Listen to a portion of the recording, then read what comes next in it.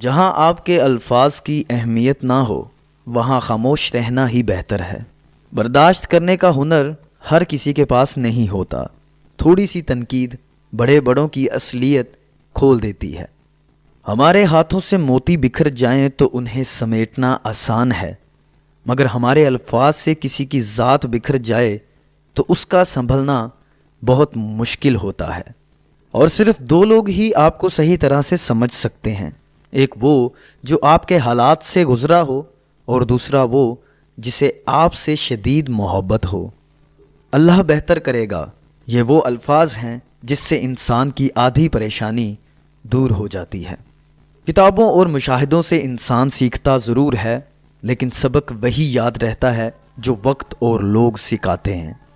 جانتے ہیں انسان کسے کہتے ہیں؟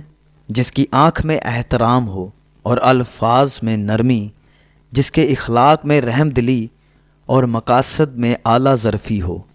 بزدل اور نالائق آدمی ہمیشہ منافقت کرتا ہے، کیونکہ وہ نہ لڑ سکتا ہے اور نہ وہ کسی کو قائل کر سکتا ہے۔